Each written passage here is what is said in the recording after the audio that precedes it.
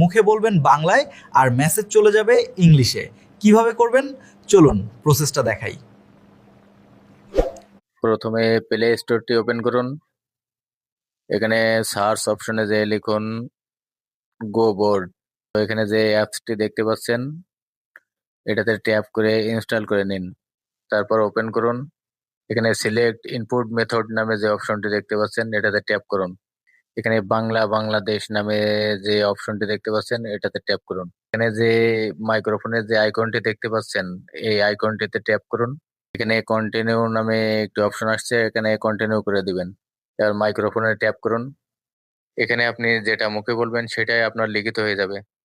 তো আপনি যদি চান যে আমি বাংলাতে কথা বলবো এবং ইংলিশে হয়ে যাক, তো সেটা কিভাবে করবেন চলুন দেখে নেওয়া যাক।